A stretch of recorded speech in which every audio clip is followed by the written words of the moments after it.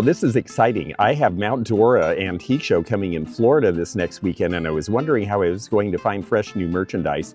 And the Berner brothers and Jocelyn from Crazy Lamp Lady have invited me to meet them back in Ohio. I can't wait. Let's go see how they do their auctions, and then we'll go upstairs where the estate that they bought, they're going to let us look through and see what we might like. This is Berner's auction, New Carlisle, Ohio.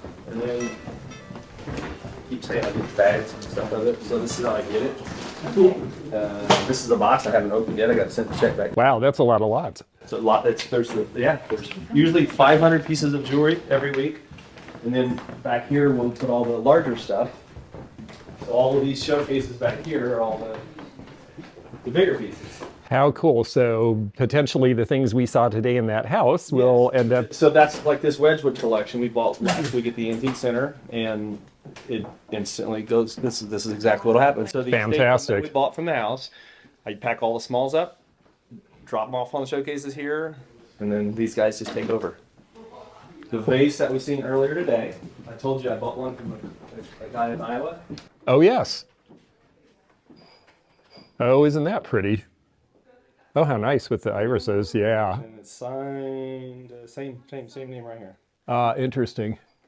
This guy brought this group right here, all but this lamp, in from Iowa and sold it to us two or 3 days ago. Some really neat pieces, especially the calumet. You never see the little thank you guy on that. That's always missing. Yeah, it's beautiful. So that one, there we go. Local pickup. Paperweights. All the way through here is all tomorrow. Ah, very good. And everything starts at $1 and goes. It's just amazing. Well, you have obviously a great audience if you don't have to worry about starting at $1 because you know it's going to find where it goes. Yeah. Very cool. Lime green. I am not finding the lime green anymore.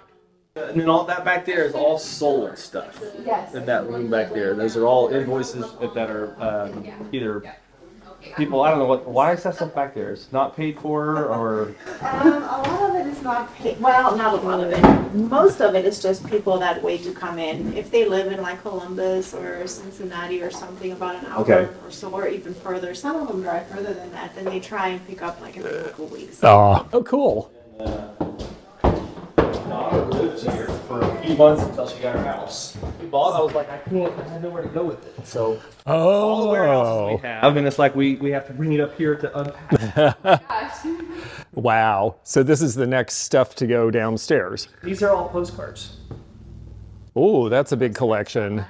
Right? I told you I had a bunch of postcards. Wow. I haven't even got to them yet. Oh, you did say you had 10,000, and I think you are underestimating. You're probably right. And like every box. Oh, and they're divided up in some categories? That's cool. They're very well organized, if I remember. Risque women at Bath. They are very well organized. And like he's got nudes, he's got risque, he's got Santa Claus, he's got the Easter Bunny. You know, Oh, everything. there's some good subjects in here, yeah. And there's some really great cards in here. Yeah, that is always the question with volume. I mean, sure, you could get more money if you wrang every penny out of everything by taking the rest of your life, but then you're missing all the other opportunities in the world. Oh yeah, that's from a staff car, isn't it? Yeah, and there's medals and photos and A to Z. This is all like toys and flight gear, and vintage airplanes. And Zeppelin, that's cool. Yeah. Wow, yeah, this is a fun group. Yes. This is all, for me, and like this is great auction material here. Like the Zeppelin, all these toys and the helmets and stuff, that's easy. It's easy to ship, lots of buyers. You know, we've kind of went through twice now and pulled groups out for the auction. I think I pulled like 300 lots out a few weeks ago. And then last week was a group that we went through. And I can still do that. Well, I get. Okay, wow, she's great. I have a friend who deals in antique advertising. I'll have to tell him to watch your auctions. Oh, neat, yes. You know, the military. The First World War, yep. All this, he's got a whole collection of stuff like that. Wow. Oh, yeah. Vintage buttons. Oh, those are cool. And I see all the pet pins are. Here's some more of that kind, and then we get into Camp Pearl Harbor and Red Cross and some of these experimental planes that never actually happened and triplanes and biplanes and comic cards. How fun. This album has an airplane related to it. And it's early, so it's all weird stuff. Yeah, that's a pretty good set. Those, I imagine, you could sell by the sheet and do pretty well with. Yeah, I'm not disagreeing. Zeppelins were going to be a big thing, and you can see Goodyear sponsored this for the Navy. This is when Zeppelins are thought of as a really fast form of air transportation. There is something from the Graf Zeppelin in Germany. Of course, the destruction of the Hindenburg in New Jersey on its landing in 1937 ended Zeppelin travel. It's too bad because it looks like it was really fun. Unfortunately, we were sanctioning the Germans and they were using hydrogen instead of helium in it, and that's why it exploded.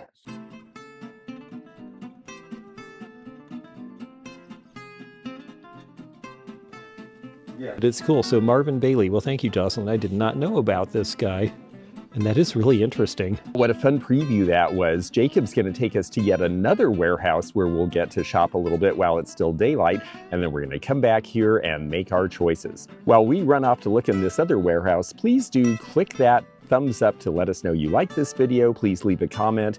YouTube loves to know that you're interested, and it helps us get more people interested and build our antique community together. Now we're back to go through and see what we might want to buy out of this incredible selection. So here we go. Oh, that's pretty neat. Yeah, so I wanted to show this because, yeah, that is really cool. It's so heavy. Oh, it's really nicely done. And it's got good information on it. It's 1997. Yeah, La Paloma de la Paz. Wow.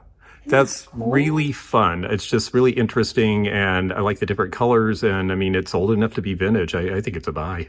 Yeah. Well, it's crazy. The first thing I pulled out of the box was this, and I'm like, oh, this isn't going to be that great. You never know. Yeah. Jacob actually, boy, he's been really kind to us. Jocelyn is going through the first of several boxes that have not even been opened, so we're actually the first people to get to see this stuff. Oh, very nice. 76. Probably a bookend. We've yet to pull the other one out of the box. Okay, we've got the jumping Jeep. We're going to see if it jumps.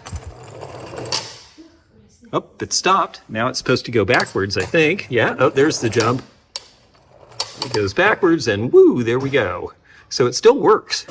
And that makes a big difference with tin wind-up toys. This is a table of really interesting things. Various collectibles from the Second World War on out.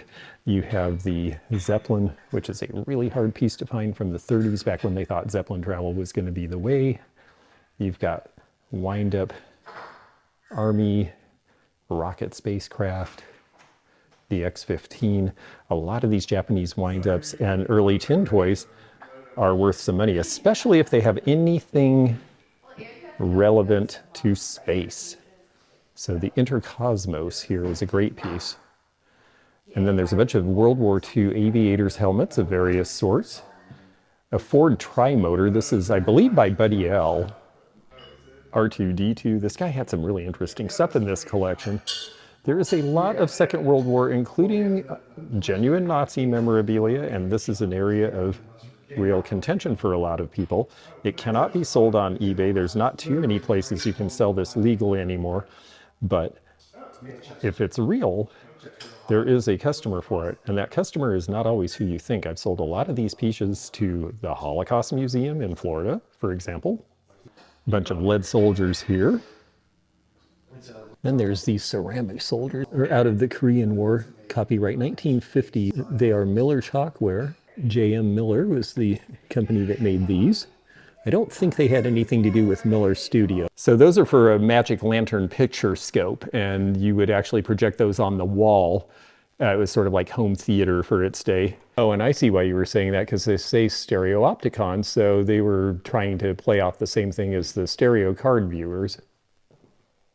Interesting. This looks like it's supposed to be the Spanish-American War. Yes, sure enough, that is the destruction of the Spanish fleet. I do think the Joe Jacobs stuff is cool, and it's well done, but Jocelyn just told me that the last one she saw sell went for $85, and the store that this one was sold in thought it was worth $720, and maybe they got that for it originally. But you have to look at the aftermarket. Trench art. Boy, there are some fun pieces here. Because you can learn about the details and the design, and like if it's too, because if it's one kind, Looks like First World War. the eyes are a certain way, another kind. This one was turned into a tea caddy, June 1917. We see a lot that are shaped this way because it was the Art Nouveau era with stippling and great design. Does it say? And then this Oh, one it's Haynes, okay. has the Haynes, that ladies at the shore. And there's this gal TLIN. with the bullets. It's amazing to me what people made out of the leftovers from war. While Jocelyn is looking something up, I'm going to come over here and snoop in her pile, just because I'm curious. She loves these gargoyle-y faces in ceramics. I think it's just great. That's a string holder. Look at those cute little mushroom people and birds. That's very fun. This is a good pottery here. Turtle Creek pottery, and there is the artist signature.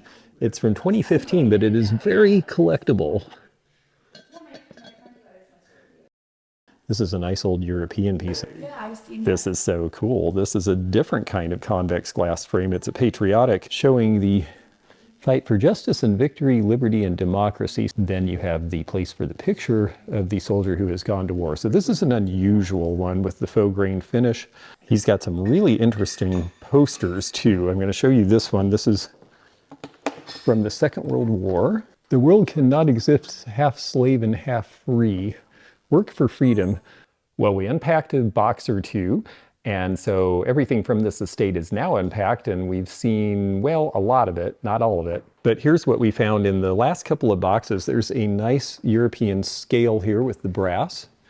That's something that I enjoy. It doesn't have any of the scale weights with it, though. Little Chinese brass box with the jade insert, but that's 20th century. Various poultices and medicines and old flasks.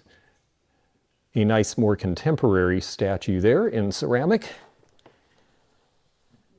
This is an O-clad, but it's a more recent vintage. You'll be able to tell that by the back. So this is a metal surround. In the old days, that would have been sterling silver if it was made in Russia, and they'd be worth a bunch of money. This one is made in Greece. For Greek Orthodoxy, they also use the O-clad, but this one is more recent in nature. So the last thing I need to do is write up this stuff for a bit. These are things that I am interested in buying, and he said he would make me a fine price. We've got the McCoy Sailors Bank, we've got a bunch of naughty nudies, a cool rocket ship bank. So this is a nice haul, and we're gonna make our bid right now.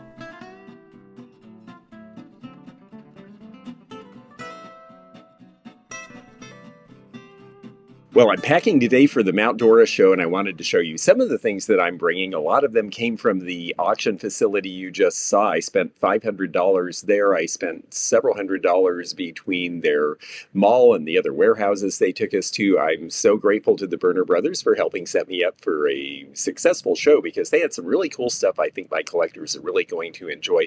Let me show you some of it right now. I'm going to start with this category here because it is all on one tray, and the tray is actually a lovely Art Nouveau mirror that you can't see because all these bathing beauties and nudies and half dolls are on it.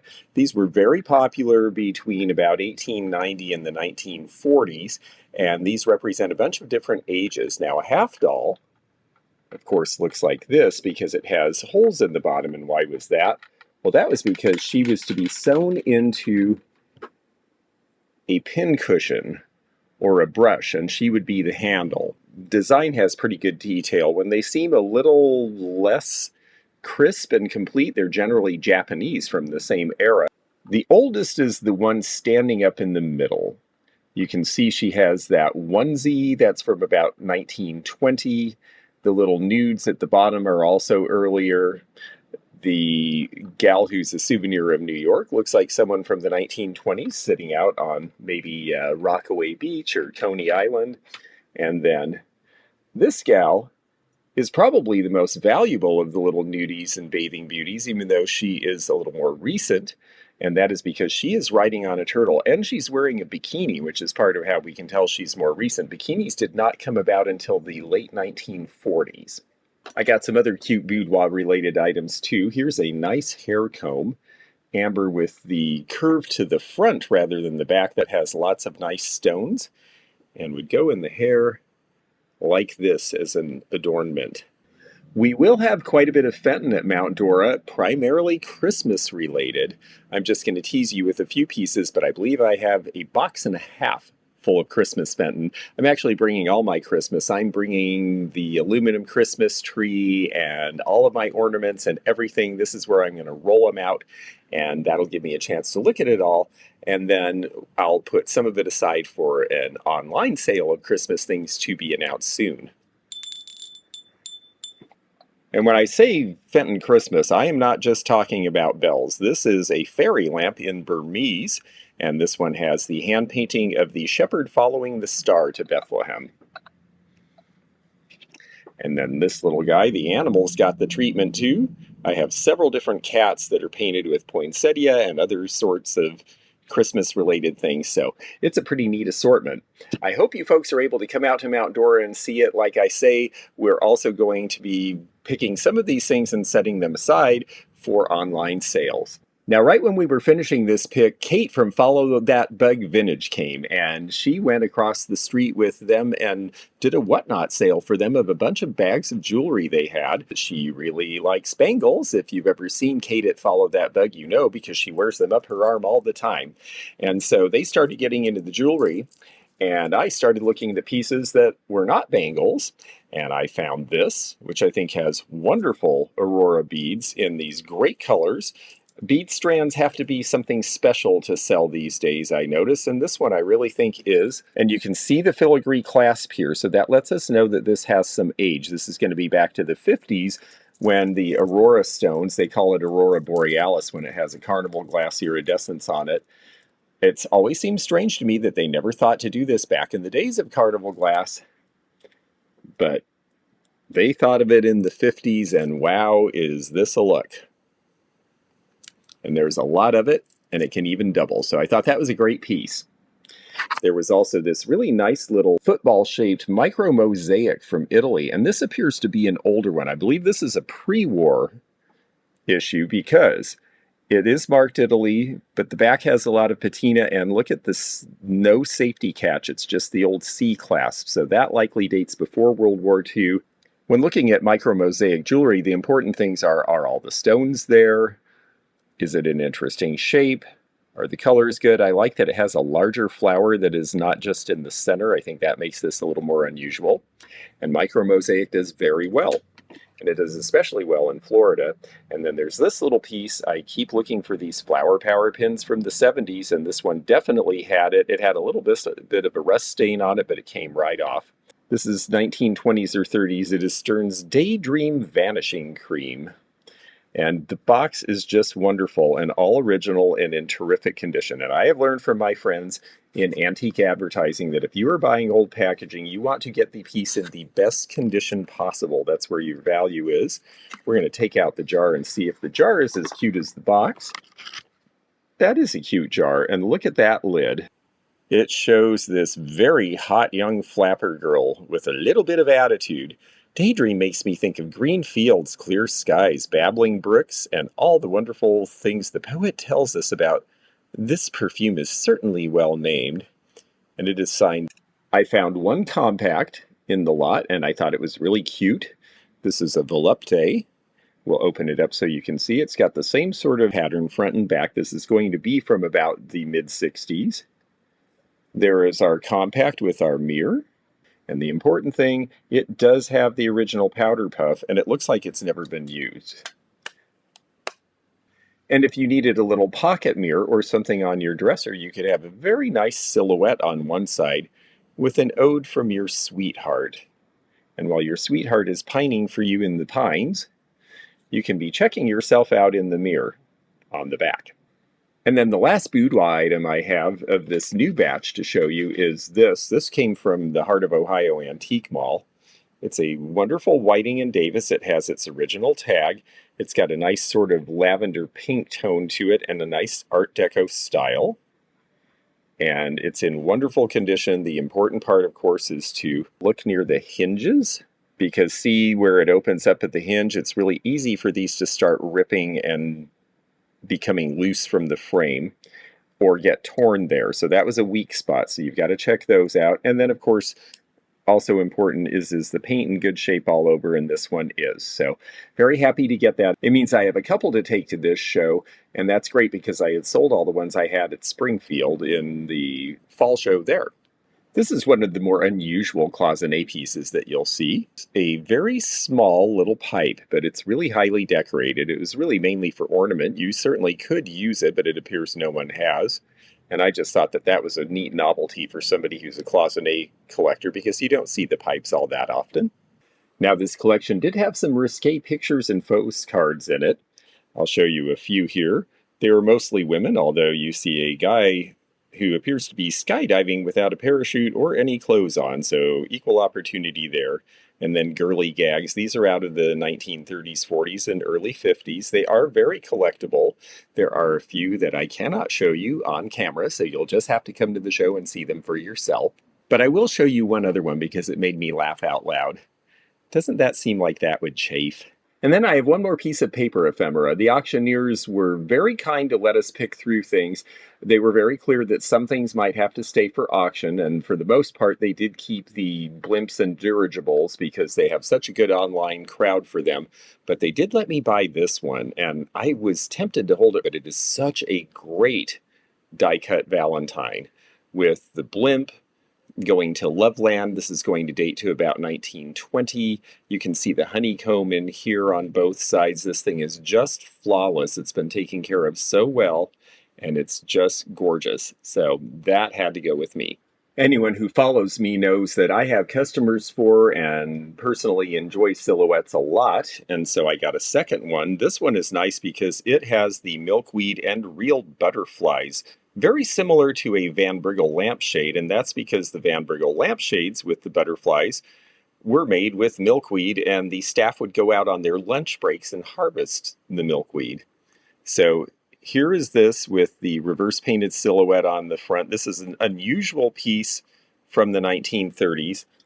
I did hold some of the things I bought out for my upcoming eBay listings. I always do a listing that the level 2 and level 3 members on my channel get early access to see. You can look up memberships and find out what the perks are.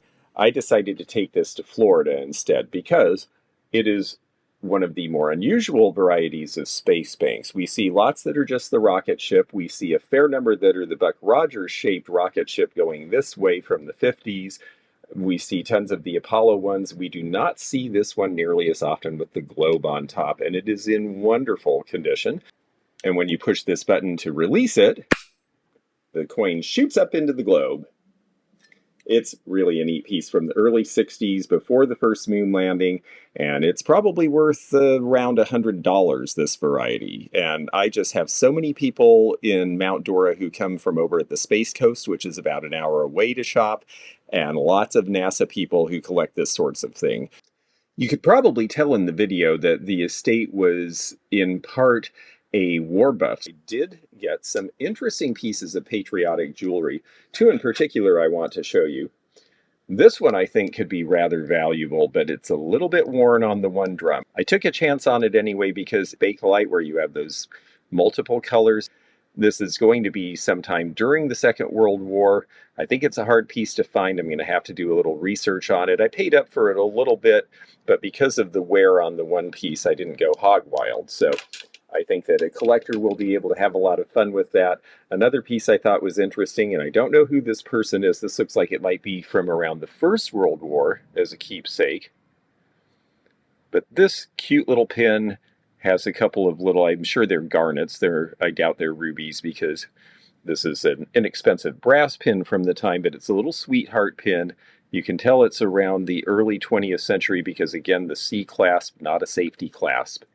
So I thought that was really interesting. If anyone recognizes this person as a dignitary, I would be very curious to know who this person is. This is a celluloid pin, and they were using celluloid because, of course, we couldn't get rhinestones easily during the war. They had all come from Austria and Germany, and we were fighting with them. So we weren't getting rhinestones, so a lot of other materials were used. These celluloid were very thin plastic. They were very inexpensive, something you'd get at the 5 and dime just to show that you were supporting your soldier in the military. Because of that, they're really not very common now. A lot of them got thrown away at the end of the war. A lot of them got brittle and broke and cracked. So those are actually harder to find than you might imagine. And before he was president, Eisenhower was considered a hero because of what he achieved during the Second World War and how he brought it to an end more quickly than people expected. And there is a neat pin with him in his soldier's regalia with the ribbon. This is very sweet. This is a lullaby to the pilot's babe, and this is basically for somebody who's got a relative in the air service fighting during the Second World War, and it says, "Buy low, baby, buy low, buy." There was a Buy Low Baby doll around 1910 because that was a popular lullaby then. It says, "Buy low, baby, buy low, buy. Daddy hears us from the sky." The war was a really scary, sad time for a lot of people, and so pieces like this were something that people bought to help themselves feel better, to keep the faith that people would come home, that they would be reunited. And then after the war, a lot of this people just wanted to forget, and so these went away. And that's why they're collectible now. This one does have its original paper. This is an interesting ashtray. It has a very heavy little tank on it. And that tank is in the design that was popular around the beginning of the Second World War. Tanks suddenly got a lot bigger and more substantial and changed their shape during the Second World War. So this is fairly early, but it's a pretty cool piece that you don't see often. And then you may have had him if you were in the military. This is Sergeant Nutcracker. Actually, I think he's 2-star General Nutcracker. And you would put the nut in there, and then you would turn this until it cracked and he spat it out of his mouth. Of course, when we get to the end of the war, we also have the death of FDR. And this pin says, "We mourn our loss." And a lot of people wore these. Even people who were not fans of his wore these, because the war was still going and suddenly our leader was gone. And no one was really sure how much Harry S. Truman knew, and he was actually, it turns out, kept pretty in the dark about a lot of things, and then suddenly was faced with the decision of what to do with the atomic bomb. So a lot of people were very concerned when FDR died that the timing was very bad in terms of what was happening in the world, but we got through the rest of the war just fine. The snowbirds are heading back to Florida as we speak, so I like to buy anything bird related because a lot of birders go to Florida. I know an English woman who goes to Florida every winter specifically for bird watching, and so I like anything that's vintage or antique that's bird related. These two pieces here are Czechoslovakian from the 1930s. This one's a great flower frog. This one is very cute. This is a wall pocket. And then this one is the parrot pitcher, and these definitely sell for the most in Florida of all the places I take them, although they sell pretty consistently everywhere. Great 1930s colors with all that orange. And then, of course, I just had to get not just the large, but the really tiny, often lost, somewhat hard to find Leo Ward Bluebirds of Happiness. And these are both Leo Ward signatures. This albino bunny with the red eyes. People think it's really cute or a little bit fearsome, but either way, it's well made. It's one of the better things done by this company when they were starting to really improve their quality. And surprise, the company is Lefton of Japan. And this is their middle era mark where it still says Japan, but you see the shape of the paper label is a little different. You will see these same labels later in the 1980s that say Korea. Indian herbs tablets composed of derivatives of Indian herbs used from olden times by the Indians. Of course, they keep using the word Indians over and over because of the era it is.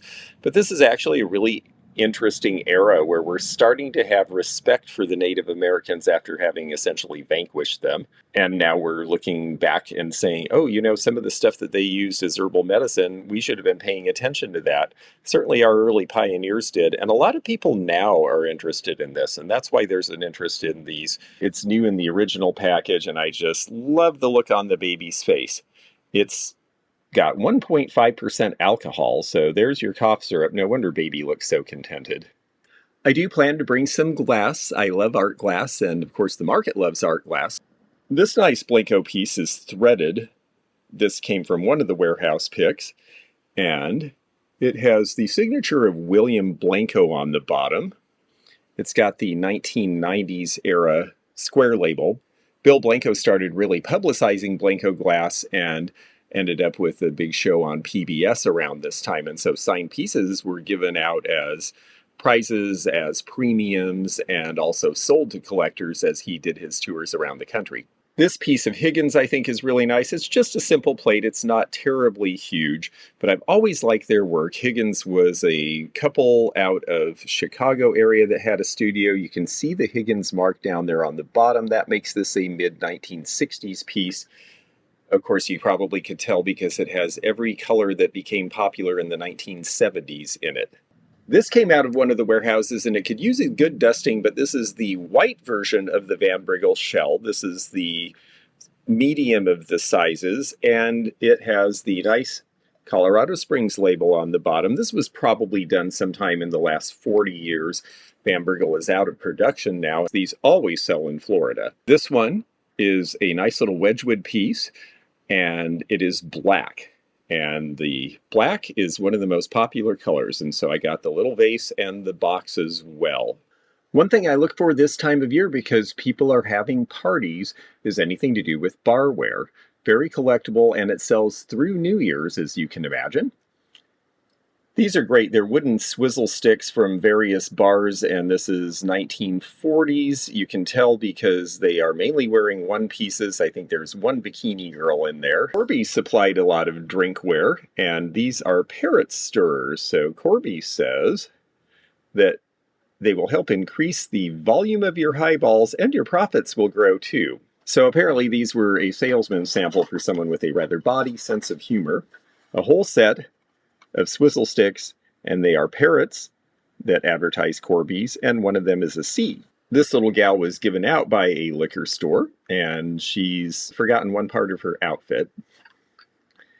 And then this set of coasters is Japanese porcelain from around 1960 and shows various women in lovely bathing costumes in repose. Our last piece is not so risque, but definitely shows some of the fun to be had when you're having an evening out, or if you're playing music and dancing about like these people. This is Schaffer and Vater. This is a flask. This was done in the 1930s in Germany.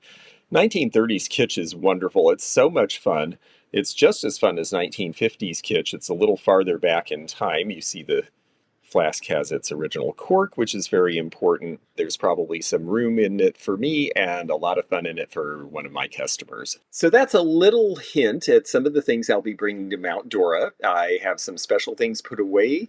I have a whole lot of stuff in the car already, and more that I'm picking up when I get there. Well, I am so excited about the fresh things I have to bring to Mount Dora. Thank you so much to Jocelyn from Crazy Lamp Lady and Jacob and Josh, the Berner brothers, who invited us to shop at Heart of Ohio Antique Mall and at their auction facility and other places. I look forward to seeing you there.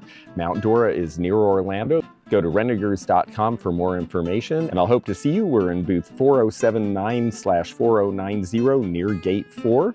If not, well, anything that's left, we're going to start bringing to you online because we've got holiday selling coming soon. If you enjoyed this video, check out this one. Also, click thumbs up to like this video and check the description for information about our Patreon, our memberships. We've got a lot of different levels with different perks and bonus videos and early content. Also, please do check out our website, theantiquenomad.com, for appraisal help, and we'll see you again for more adventures in the antique and vintage community soon. Bye for now.